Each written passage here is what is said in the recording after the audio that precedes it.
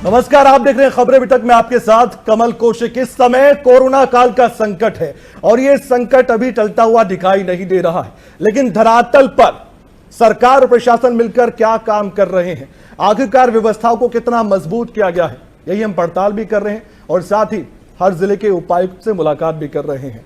इस समय हमारे साथ मौजूद है पानीपत के उपायुक्त धर्मेंद्र सिंह। उनसे हम बातचीत करेंगे और जानने का प्रयास करेंगे कि आखिरकार कोरोना काल में किस तरह से वो व्यवस्थाओं को लेकर चल रहे हैं और चुनौतियां उनके सामने क्या क्या है। सर, आपका स्वागत है खबरें तक पर। सर, आप एक ऐसे जिले के उपायुक्त हैं जो इंडस्ट्रियल एरिया है और दूसरे राज्यों से लोग भी यहाँ रोजगार की तलाश में आते हैं, रहते हैं, जनसंख्या काफी ज्यादा है और साथ ही चुनौतियां उनके सामने भी हैं, लेकिन असल चुनौतियां प्रशासन सिस्टम के सामने है कि इस कोरोना से निपटा कैसे जाए।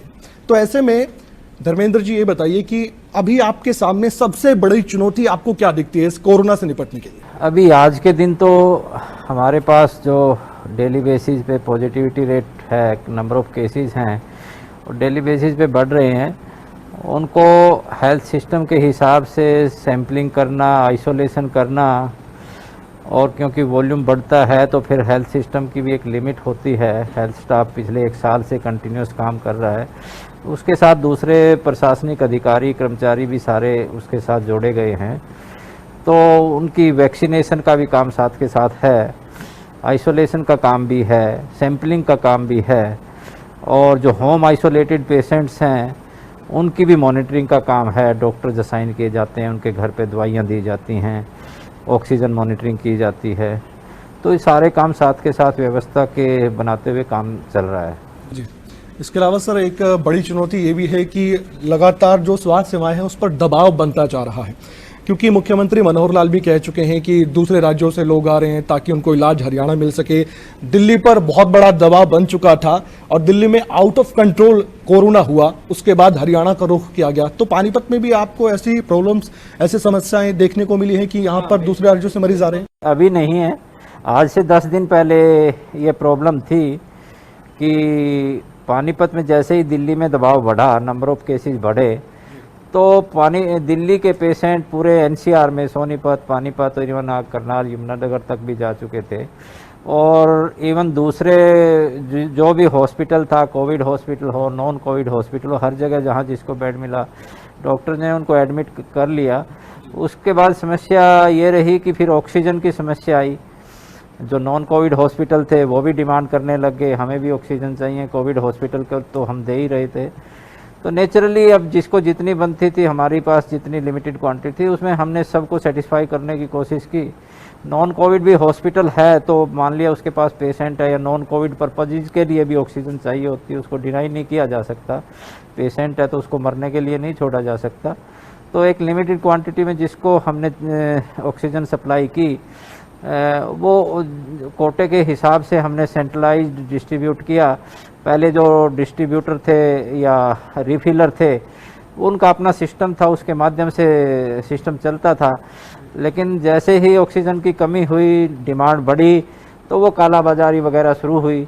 तो प्रशासन ने सारा कंट्रोल किया और हमने टीमें बुला के नोडल अधिकारी अपॉइंट किए, डिस्ट्रीब्यूशन सेंटर पे राउंड द क्लॉक अपने ऑफिसर्स की ड्यूटी लगाई और कोविड हॉस्पिटल और नॉन कोविड हॉस्पिटल का कोटा तय करते हुए डेली बेसिस पे डिस्ट्रीब्यूशन उस प्रोपोर्शन में करना सुनिश्चित किया। शुरुआती तौर पर देखा गया कि पानीपत में ये ऑक्सीजन की किल्लत एक समय में हो गई थी। सर, उस चीज से पानीपत जिला कैसे संभला? आपने क्या क्या देखा, कैसे मेंटेन किया, बैलेंस चीजों को कैसे किया कि आज स्थिति अब कंट्रोल में आ चुकी है? शुरू में हमारे पास जो क्वांटिटी थी ऑक्सीजन की, क्योंकि शुरू में एक इमीडिएट ही एक समस्या बन चुकी थी। हमारे अपने पेशेंट थे, कोविड हॉस्पिटल भी था, सिविल हॉस्पिटल भी था, एमसी मेडिकल कॉलेज में भी सप्लाई थी, और जैसे ही दिल्ली के पेशेंट आए, उनका प्रेशर हुआ तो अचानक ही हमारे पास जो हर जगह से डिमांड आने लगी और पैनिक कॉल आने लगी, ऑक्सीजन सप्लाई करो नहीं तो पेशेंट्स की डेथ हो जाएगी। हमने जैसे करके मैनेज किया, मिनिमम पॉसिबल पीरियड में टीम्स लगा के, नोडल अधिकारी ऑफिसर्स को लगा के उनको सप्लाई सुनिश्चित की। धीरे धीरे स्टेट गवर्नमेंट ने भी प्रोविजंस किए, दूसरे स्टेट से हमें कोटा मिला, उधर उड़ीसा से, झारखंड वगैरह से स्पेशल ट्रेन ली, तो उसके बाद अब पिछले 3-4 दिन से जो है हम कंफर्टेबल पोजीशन में हैं, जिस हॉस्पिटल की जो डिमांड है उसको सप्लाई कर पा रहे हैं। लॉकडाउन से कुछ फर्क पड़ा है आप मानते हैं? हाँ, निश्चित तौर पे लॉकडाउन से तो फ़र्क पड़ेगा ही, लेकिन लॉकडाउन से जो फ़र्क जो पिछले 1 वीक पहले से लॉकडाउन लगा है उसका इफेक्ट 10-15 दिन बाद आएगा। इमीडिएट बाद, क्योंकि इमीडिएट जो इन्फेक्शन फैल चुका है वो उसके सिम्टम आने में उसमें समय लगता है। तो अभी पिछले वीक जो लॉकडाउन था उससे काफ़ी शहर में हम राउंड भी लगाते हैं, एसपी साहब और मैं और बाकी अधिकारी, इंसिडेंट कमांडर, पुलिस अधिकारी, सभी की ड्यूटियां हैं। जो पालना है उसकी, लॉकडाउन की जो शर्तें हैं उसको सुनिश्चित किया जाए और कहीं भीड़ भड़ाका या उस तरह की चीज़ें ना हो। एसेंशियल सर्विसेज के लिए ही लोग घरों से बाहर निकलें, ये सुनिश्चित किया जाता है। हर जिले की अपनी प्लानिंग थी कोरोना से निपटने के लिए, अभी भी उसी प्लानिंग पर काम किया जा रहा है। क्या वाकई में आपको भी दिन रात मेहनत करनी पड़ी है, और अगर हाँ तो आपने अपने स्तर पर किस तरह की प्लानिंग कर पानीपत जिले को कोरोना से बचाने की कोशिश की है? अब बिल्कुल इसी तरह से जैसे, अब क्योंकि फर्स्ट वेव जो आई थी उसका हमारा जो एक्सपीरियंस कुछ और था, उसमें इस तरह की इमरजेंसीज की ज़रूरत नहीं पड़ती थी। उसमें हमारी प्रायोरिटी ये रहती थी, जो भी पॉजिटिव केसेज आता उसका फर्स्ट स्टेप ये होता उसको आइसोलेट करके, या पहले सबसे पहले तो हॉस्पिटलों में ही कोविड केयर सेंटर बनाए गए या प्राइवेट बिल्डिंग ली गई, जो भी पॉजिटिव आया उसी में आइसोलेट करके रखते थे 14 दिन तक। उसके बाद ही उसको घर जाने की इजाज़त होती थी। उसके बाद होम आइसोलेशन का सिस्टम शुरू किया गया, घर में ही अलग से कमरे में।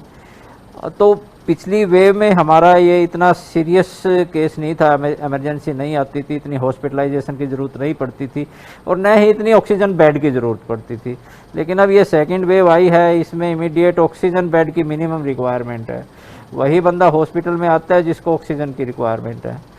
तो ऑक्सीजन बेड हमने जो प्लान किए थे तो वो धीरे धीरे कम पड़ते गए और हम एडिशनल बेड्स प्राइवेट हॉस्पिटल में भी बढ़वाए हैं, हमने सरकारी हॉस्पिटल में भी बढ़ाए हैं। सरकारी हॉस्पिटल में आज के दिन हमारे पास 120 के आसपास कोविड पेशेंट प्रेजेंट हैं, कोविड बेड के साथ वेंटिलेटर बेड्स भी हैं, आईसीयू बेड्स भी हैं।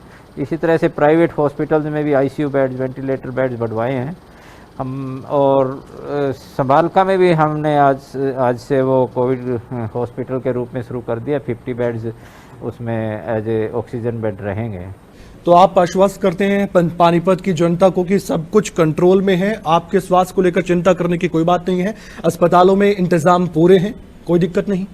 बिल्कुल, मैं पानीपत की जनता को बिल्कुल आश्वस्त करना चाहूँगा कि जो चीज़ें हैं सारी कंट्रोल में। हमारे पास सफिशिएंट अमाउंट में ऑक्सीजन प्रेजेंट है। हॉस्पिटल्स में जो पेशेंट एडमिट हैं उसको पूरी ऑक्सीजन मिलेगी, हर हॉस्पिटल को उसके कोटे के हिसाब से मिलेगी। जो होम आइसोलेशन पे हैं पेशेंट और ऑक्सीजन की रिक्वायरमेंट है, हमने रेड क्रॉस के माध्यम से एक और एचसीएस अधिकारी को नोडल ऑफिसर बनाया है। वो होम डिलीवरी का सिस्टम हमने शुरू किया है। ऑनलाइन पोर्टल oxyhr.in के नाम से एक पोर्टल है, कोई भी उस पर रजिस्टर कर सकता है जिस पेशेंट को चाहिए। उसकी स्थिति को देखते हुए इस पर घर पे प्रोवाइड की जाती है। इसके अलावा हमने इसमें रिफाइनरी में एक प्रोविज़न किया है एनजीओ के माध्यम से, राधा स्वामी सत्संग और 1-2 एनजीओ और सामने आई हैं। वो लोगों के सिलेंडर इकट्ठे करके और वहाँ से भरवा के लेके आती हैं जो घर पे अपना पेशेंट रखते हैं। जो नॉन कोविड के पेशेंट भी होते हैं जिनको वीक में 1 सिलेंडर चाहिए, वो उनकी रिक्वायरमेंट वहाँ से पूरी हो जाती है। जी, एक प्लानिंग का हिस्सा आपका ये भी था कि समाज सेवियों से संपर्क करना, उनके साथ मीटिंग करना, अलग अलग वर्ग के लोगों से अपील करना। सर, इस कोरोना की जंग में वो कितना मददगार साबित होता है, इस तरह की प्लानिंग करना या उनसे मीटिंग करना? पानीपत में तो यह देखने को आया, पिछली बार भी जो वेव थी, फर्स्ट वेव थी, उसमें भी सभी एनजीओ ने, स्वयंसेवी संस्थाओं ने बढ़ चढ़ के भाग लिया है। यहाँ तो बहुत लोगों के अंदर जोश है। पिछली बार उनका अहम रोल रहता था जो फूड प्रोवाइड करना में, स्टैंडर्ड लेबर थी, उनको शेल्टर प्रोवाइड करना, फूड प्रोवाइड करना, उनका ट्रांसपोर्टेशन का अरेंजमेंट करना। तो वो उन्होंने पिछली बार बड़ा बढ़ चढ़ कर के भाग लिया था। अब की बार भी मैंने, जैसे ही अब ये सेकंड वेव ज़्यादा बढ़ी है, नंबर ऑफ़ केसेस बढ़े हैं, तो मीटिंग बुलाई थी और सभी तैयार हैं। जो उनका कंट्रीब्यूशन बन पाता है वो उसके लिए तैयार हैं। बहुत सारे संस्थाओं ने ऑक्सीजन कंसंट्रेटर के भी इंपोर्ट वगैरह करने की प्लानिंग की है, तो उसके लिए भी तैयार हैं। और ऑक्सीजन उपलब्ध अगर उनको हो पाती है तो अपने यहाँ कोविड केयर सेंटर वगैरह भी खोलने के लिए तैयार हैं। और इसके साथ साथ जो सिलेंडर डिस्ट्रीब्यूशन का काम है रेड क्रॉस के सहयोग से, उसमें भी उन्होंने सब मदद के लिए आगे आने के लिए तैयार हैं। अच्छा सर, हम सुनते थे चाइना में जब कोरोना आया तो इतने दिनों में अस्पताल बना दिया, दूसरे देशों में सुनते थे कि 1 हफ्ते, 1.5 हफ्ते, 2 हफ्ते में बड़ा अस्पताल तैयार कर लिया गया। ये पानीपत के लोगों की खुशकिस्मती कहे कि जो लोग बीमार हैं या इनको ज्यादा दिक्कतें हैं उनके लिए इतनी बड़ी व्यवस्था हो चुकी है। सर, मुख्यमंत्री कई बार जिक्र कर चुके हैं क्योंकि पानीपत ऑक्सीजन प्लांट के जरिए दूसरों को भी ऑक्सीजन पहुंचाता है। अब ऐसे में यहाँ पर जो 500 बेड का शायद अस्पताल है, उसके जरिए किस तरह की मदद लोगों को मिल पाएगी और कितना बड़ा चुनौतीपूर्ण ये काम था जो अब संभव हो पाया कि 10 से सिर्फ 12 दिनों के अंतराल में शायद ये काम अब पूरा होने जा रहा है।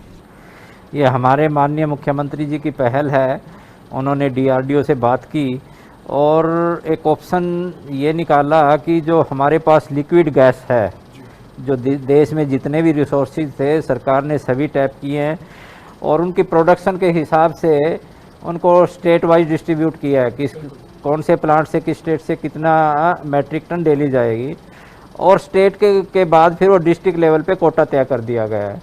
तो वो तो एक जो जितनी प्रोडक्शन है उसको हमने डिस्ट्रीब्यूट करके उसको यूटिलाइज कर लिया है।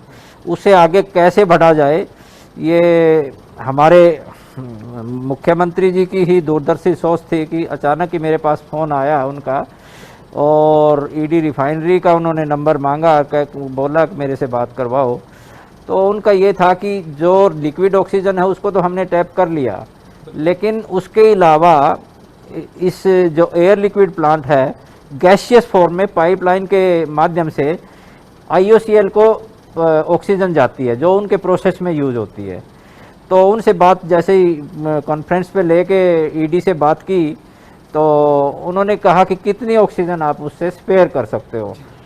तो उन्होंने कहा कि ठीक है, हम 500 बेड का हॉस्पिटल अगर बनाओगे तो उसमें 5 मैट्रिक टन डेली मैक्सिमम लगेगी, तो 5 मैट्रिक टन हम अपना प्रोसेस से डाइवर्ट करके हमारी थोड़ी प्रोडक्शन कम हो जाएगी, लेकिन पहले लाइफ सेविंग पहला काम है, तो वो हम डाइवर्ट कर देंगे।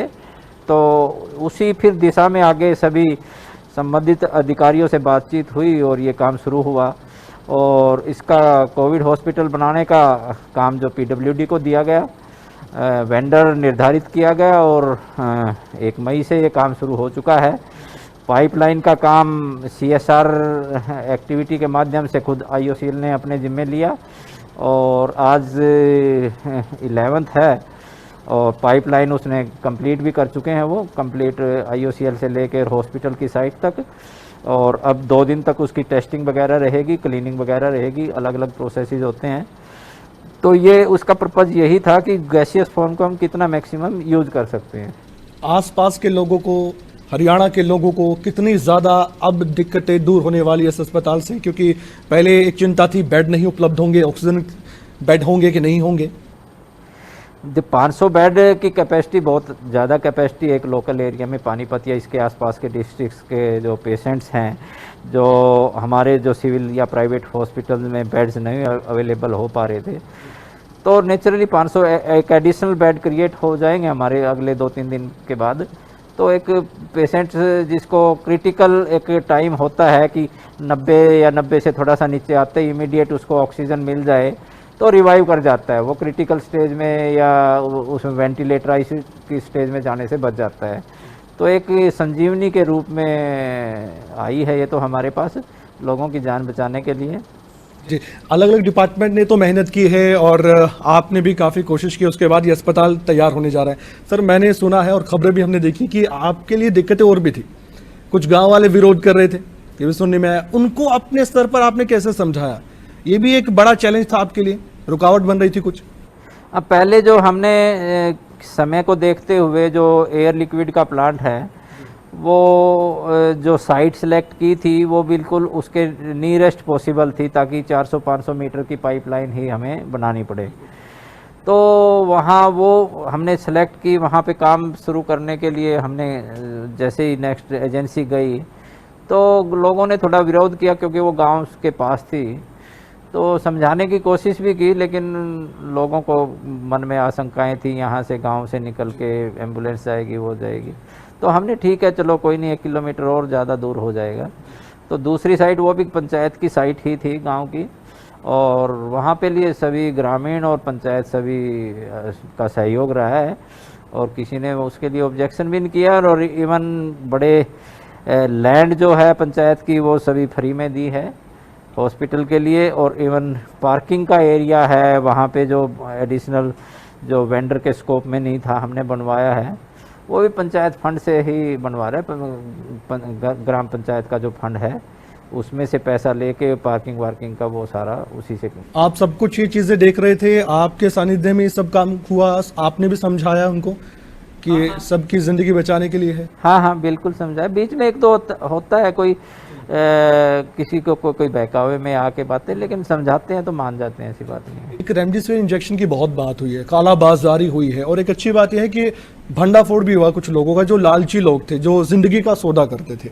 सर, उन पर लगाम लगाने के लिए कितनी आपने कोशिश की है और पुलिस के साथ मिलकर कितना बड़ा काम किया गया है इसको लेकर? शुरू में जो है रेमडेसिविर इंजेक्शन की व्यवस्था ये थी कि ओपन मार्केट के भरोसे था। ये कंपनियां थी, उनके डिस्ट्रीब्यूटर थे, और डिस्ट्रीब्यूटर से जो हॉस्पिटल्स थे या केमिस्ट थे डायरेक्ट बिलिंग होती थी, उनके पास आते थे। वहाँ से काला बाजारी शुरू होती थी, ब्लैक मार्केट में जाता था, और एक एक इंजेक्शन कोई शिकायतें आती कि 30,000 में बिक रहा है, कोई 40,000 में बिक रहा है, जबकि गवर्नमेंट द्वारा निर्धारित रेट 3600 कुछ रुपए है इसका। लेकिन उसके बाद हमने भी अपने स्तर पर टीमें वगैरह तैयार की, एसपी साहब ने बड़ी मेहनत की है इसमें, 2-4 आदमियों को पकड़ा है उसमें। और पकड़ने के सामने जब डिटेल इंक्वायरी हुई तो वो उसके इंजेक्शन ही नकली था। अच्छा, इंजेक्शन नकली थे? इंजेक्शन नकली था वो, और डॉक्टर उन्हें मरीजों को लगा रहे थे? नेचुरली उसका कोई फ़ायदा भी किसी पेशेंट को नहीं मिल रहा था, पैसे भी लग रहे थे। तो एक रैकेट काम कर रहा था, उसको पकड़ा है उसके बाद। और उसके बाद तो अब व्यवस्था बन गई है, सरकार द्वारा एक व्यवस्था बना दी गई है, प्राइवेट हॉस्पिटल में या प्राइवेट किसी के पास नहीं जाएगा, जो भी सप्लाई आएगी सिविल सर्जन के पास आएगी। और जिस भी हॉस्पिटल को प्राइवेट है या सरकारी है वो सिविल सर्जन को अप्लाई करेगा। एक मेल आईडी है, उस मेल आईडी पे सिविल सर्जन को अप्लाई करेगा। और डिस्ट्रिक्ट लेवल पे कमेटी है, एसडीएम की अध्यक्षता में कमेटी है, जिसमें सिविल सर्जन और दूसरे डॉक्टर मेंबर हैं। तो दिन में 2 बार वो बैठेंगे, और जितनी भी रिक्वेस्ट आएगी वो उस रिक्वेस्ट को देखते हुए। अस्पतालों से रिक्वेस्ट आएगी, मरीजों के परिजन अस्पताल संचालक को कहेंगे, मैनेजर को कहेंगे, या डॉक्टर को कहेंगे, या फिर डॉक्टर ही डायरेक्ट ही बोलेंगे कि हाँ इस मरीज को जरूरत है? डॉक्टर जो उसके पास पेशेंट एडमिट है उसकी डिटेल देते हुए से, उसके क्लिनिकल कंडीशंस की डिटेल देते हुए वो सीएमओ को अप्लाई करेगा। पहले क्या होता था कि जो मरीजों के परिजन हैं उनको डॉक्टर बोलते थे कि आप इंतजाम कीजिए? हाँ, वहीं से तो ब्लैक मार्केटिंग शुरू हो जाती है। अब डॉक्टर ने पेशेंट के अटेंडेंट को लिख के दे दिए ये अरेंज कर दो। अब वो भागेगा, कहीं भी भागेगा, वो किसी गलत रैकेट में पकड़ा जाएगा, वो कोई कहेगा वहाँ मिल रहा है, वहाँ मिल रहा है। अब उसको क्या पता असली मिल रहा है नकली मिल रहा है। सर, ऐसे कितने आपने केस पकड़े हैं जो इस तरह के थे जहाँ पर कालाबाजारी हो रही थी, वो भी नकली इंजेक्शन की? 4-5 केसेस पकड़े हैं, अलग अलग FIR हैं जिसमें लोगों को पकड़ा भी है। आगे फिर ये भंडाफोड़ भी हुआ है पीछे, एक जो हमने ये पकड़ा है उसके बाद सोशल मीडिया पे मैंने भी देखा है कि वो रेमडेसिविर की जो नदी में भी बहते मिले हैं, वो वही थे कि नकली थे, दाएं बाएं मार्केट में कहीं घूम रहे थे, जब पकड़े गए तो वो फेंक दिए। सर, अब एक चिंता का विषय है ग्रामीण इलाकों को लेकर, और मैं ये सवाल अक्सर पूछता हूँ क्योंकि मुझे भी चिंता होती है। जहाँ हम कहते हैं कि साफ सुथरी हवा है, बीमारी दूर दूर तक नहीं है, लेकिन कोरोना वायरस वहाँ तक भी फैला और संक्रमण लगातार फैल रहा है। और सरकार ने भी चिंता जाहिर की है कि आप ट्रीट कीजिए, टेस्टिंग कीजिए, और पूरी तरीके से आप ग्रामीण इलाकों पर नजर बनाए रखिए। किस तरह के निर्देश आपके पास आए हैं, या आप खुद अब क्या करने जा रहे हैं ताकि एक रणनीति बनाई जाए और लोग जो जागरूक नहीं है गांव में उनको जागरूक भी करें, और कोरोना वायरस जो संक्रमण फैल रहा है उसको भी रोका जा सके? हाँ, हमने भी सरकार की तरफ से भी दिशा निर्देश आए हैं और हमने भी प्लानिंग की है, क्योंकि गांव के लोग अभी तक इग्नोर कर रहे थे। पिछली बार फर्स्ट वेव थी, गांव के लोगों में नहीं थी, बहुत कम थी, शहर तक ही सीमित थी वो। तो अब की बार जो गांव के लोग थे वो इसको इग्नोर कर देते थे। कोई एसिम्प्टोमेटिक आता है या हल्का बुखार होता है तो वो ऐसे ही पैरासीटामोल लेके न किसी को बताते न टेस्टिंग करवाते, वो इग्नोर करते हैं। वही फिर इकट्ठे बैठ के ताश वगैरह खेलना, हुक्का पीना, तो उससे ये बहुत तेज़ी से फैला है। और कई गांव में ऐसे है कि काफ़ी कैजुअलिटी भी हुई है, डेथ भी मीडिया के माध्यम से भी हमें पता लगा, 20-20 एक गांव में पिछले 10 दिन में हो चुकी हैं। तो मेरी आपके माध्यम से यही लोगों से अपील है कि इसको सीरियसली ले। कोई इस तरह की बात नहीं है कि ये गांव के लोगों में नहीं होता है या बच्चों में नहीं होता है या जवानों में नहीं होता है। अब की बार ऐसा कुछ नहीं है, जवान भी कैजुअलिटी का इसका शिकार हो रहे हैं, बच्चे भी हो रहे हैं। तो गांव के लोग किसी को सिम्टम आते हैं तो वो उसको टेस्ट करवाएं, अपने आप को आइसोलेट करें और इसको हल्के में ना लें। जो ये सोशल डिस्टेंसिंग के नियम हैं उनको पालना करें। इकट्ठे बैठ के हुक्का पीना, ताश खेलना ये बंद करें। हमने भी निर्देश दिए हैं संबंधित इंसिडेंट कमांडर और पुलिस ऑफिसर्स के माध्यम से, गांव में विजिट करें और इस तरह के लोगों को समझाएं। और इस तरह से ताश खेलते या हुक्का पीते इकट्ठे सोशल गैदरिंग कहीं भी हो, किसी भी लेवल पे हैं, उसके खिलाफ कार्रवाई करें। सर, जब पहली वेव खत्म हुई थी तो लोगों की ये धारणा बन गई कि कोरोना तो चला गया। उसके बाद जब दूसरी वेव आई, शुरुआती तौर पर लोगों ने सोशल मीडिया पर भी फैलाया कि ये कोरोना तो है ही नहीं, ये तो सिर्फ अफवाह है, बातें बनाई जा रही। उस तरह के लोगों को आप क्या कहना चाहेंगे? एक बड़े लेवल पर आप एक बड़े अधिकारी हैं, क्योंकि आपकी बात पहुंचाना बहुत जरूरी है उन लोगों तक जो ये अफवाहें फैलाते हैं। शुरू में जैसे दिसंबर, जनवरी, फरवरी में केसेस बहुत कम हो चुके थे फर्स्ट वेव के बाद, तो लोगों को ये लगा कि अब ये जा चुका है। तो वही पुराने तरीके से शादियाँ वादियाँ, social gathering, political, regional, social जो भी है मंदिरों में, वो नॉर्मल लाइफ की तरह लोग जीने लग गए और प्रिकॉशंस रखना बंद कर दिया। इवन मास्क वगैरह भी लोग कोई नहीं लगाता था। लेकिन अब है लोगों के दिल में अभी, जब से ये नंबर ऑफ़ केसेस बढ़े हैं, कैजुअलिटी बढ़ रही हैं, तो लोग आप देखते होंगे लोगों के मन में अभी डर है। और मास्क वगैरह अभी प्रॉपर जो भी आप दिखाई देगा, निकलेंगे सड़कों पे तो मास्क वगैरह दिखाई देते हैं। लेकिन ग्रामीण एरिया में अभी भी थोड़ी सी इग्नोरेंस है, अब लोग इग्नोर करते हैं। ये इग्नोर करने वाली चीज़ नहीं, इसको सीरियसली लेने वाली चीज़ है। इग्नोर करते हैं, शुरू में 1-2 दिन बुखार होता है, बाद में फिर वो लंग्स में जब चला जाता है फिर कंट्रोल में नहीं रहता, इमीडिएटली हॉस्पिटलाइजेशन, ऑक्सीजन बेड और वेंटिलेटर की रिक्वायरमेंट पड़ती है। सर, आपका समय बहुत कीमती है, 2 सवाल और मेरे होंगे। लॉकडाउन को लेकर भी बातचीत होनी चाहिए क्योंकि लोग कुछ लापरवाह हैं। आप भी जब जाते होंगे अपने घर के लिए, जब भी आप ऑफिस आते होंगे, आप भी कुछ देखते होंगे नज़ारा। कुछ लोग अभी भी बाहर निकल रहे हैं, बेवजह भी हैं, कुछ वजह से हैं जो जेन्युइन वजह हैं, लेकिन कुछ लोग बेवजह निकल रहे हैं। उनके लिए भी क्या इंतजाम आपने किए हैं? क्या सख्ताई आप करने जा रहे हैं? पुलिस प्रशासन के साथ मिलकर क्या काम कर रहे हैं? इंडस्ट्री को लेकर क्या कर रहे हैं आप? रेडी फड़ी वाले लोग हैं जो, उनको लेकर क्या कर रहे हैं आप? देखिए, जो लॉकडाउन की शर्तें हैं, सिर्फ एसेंशियल सर्विसेज अलाउड हैं। जो नॉन एसेंशियल सर्विसेज हैं वो अलाउड नहीं है। नॉन एसेंशियल सर्विसेज के लिए कोई घर से बाहर ना निकलें। जो बेहद ज़रूरी है काम, उसी के लिए घर से बाहर निकलें। और जो चीज़ें अलाउड हैं, फैक्ट्रियां हैं जैसे, वो अलाउड हैं, बैंक वगैरह खुले हुए हैं, और जो खाने पीने की चीज़ें हैं उनकी दुकानें खुली हैं, उन पे भी जाएं तो सोशल डिस्टेंसिंग और जो कोरोना की गाइडलाइंस हैं उनकी पालना करें, फेस मास्क लगा के रखें, सोशल डिस्टेंसिंग बना के रखें। फैक्ट्रियों में भी जाते हैं तो वहाँ भी सोशल डिस्टेंसिंग के साथ जाएं, हैंड सैनिटाइज़र और फेस मास्क का निरंतर इस्तेमाल करते रहें। तो यही है कि जिससे इससे बचा जा सकता है। तो आपने कोई निर्देश दिए हैं पुलिस प्रशासन को कि सख्ती बढ़ाएं अगर लोग नहीं मानते? क्योंकि हरियाणा के स्वास्थ्य मंत्री ये कह चुके हैं कि जहां एसेंशियल सर्विसेज की दुकानें चल रही है, अगर वहां भी पालन ना करे, गोल घेरा ना बनाए, तो वहां बेशक दुकानें बंद करवा दें।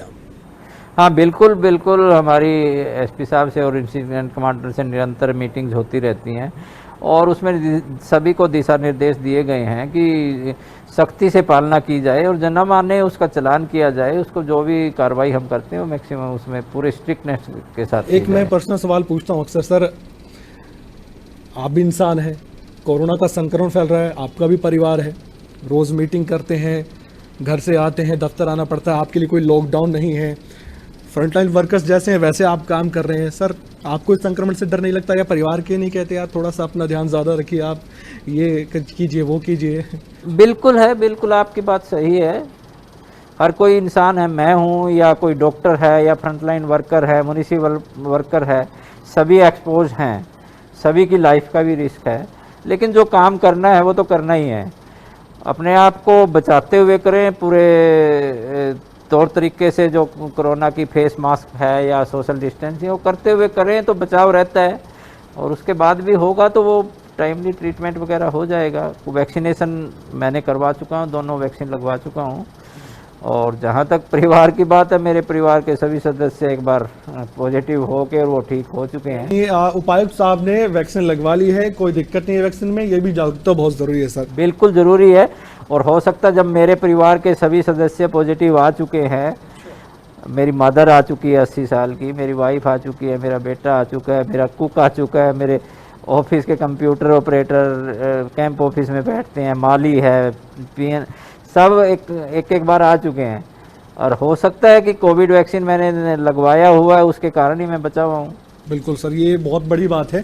सर अंतिम सवाल, लोगों का सहयोग क्या आपको मिल पा रहा है? क्योंकि लगातार अपील की जा रही है, सरकार भी कह रही है कि लोगों के सहयोग के बिना इस जंग से जीता नहीं जा सकता है, कोरोना के खिलाफ जो हम लड़ रहे हैं। और अपील क्या करना चाहें लोगों से आप, क्योंकि हमारे माध्यम से जो लोग आपको देख पा रहे हैं, शायद आप कुछ बात ऐसे कह दें जो लोग नहीं समझ पा रहे हैं वो समझ जाए। ये तो बिल्कुल, ये आपकी बात सही है कि बगैर लोगों के सहयोग से इस कोरोना के संक्रमण को नहीं रोका जा सकता, इससे नहीं जीता जा सकता। लोग सहयोग करेंगे, सोशल डिस्टेंसिंग का पालना करेंगे, लॉकडाउन के नियमों का पालना करेंगे तो इसके फैलाव को रोका जा सकता है। अगर नहीं करेंगे तो फैलाव बढ़ता जाएगा, फैलाव बढ़ेगा तो वो हमारे हेल्थ सिस्टम पे, ऑक्सीजन पे, नंबर ऑफ बेड्स पे, हॉस्पिटल्स पे, जो हेल्थ वर्कर हैं, जो डॉक्टर्स हैं, उन पे बर्डन बढ़ता चला जाएगा। तो अगर आप चाहते हो कि सिस्टम ठीक ठाक काम करता रहे, हमारे हेल्थ वर्कर को सहयोग करना चाहते हैं तो अपने आप को बचा के रखें, वही सबसे बड़ा सहयोग होगा। यानी घरों में आप रहें और जो भी सरकार की ओर से या सिस्टम की ओर से, प्रशासन की ओर से, उपायुक्त साहब की ओर से डायरेक्शंस आए उनको फॉलो करें ताकि आप भी बचे, आपके परिवार वाले भी बचे और हमारा हरियाणा, हमारा देश भी बचा रहे। सर बहुत बहुत धन्यवाद हमसे बात करने के लिए, हमसे जुड़ने के लिए। तो ये थे धर्मेंद्र जी जिन्होंने अपनी ओर से तमाम जो इनके एक्सपीरियंस है, अनुभव है वो साझा किए हैं और आपका ख्याल रख रहे हैं। काम लगातार करें, लेकिन आपके सहयोग के बिना कुछ भी संभव नहीं है, इसलिए हो सके तो घरों पर रहें और अगर बाहर भी जाएं तो नियमों का पालन कीजिए ताकि कोरोना की जंग को हम जीत सके और कोरोना को हरा सके। नमस्कार, देखते रहिए खबरें अभी तक। अगर आपको हमारा ये वीडियो पसंद आया हो तो पेज को लाइक और शेयर करें और इसी तरह की हर वीडियो सबसे पहले पाने के लिए चैनल को सब्सक्राइब करें।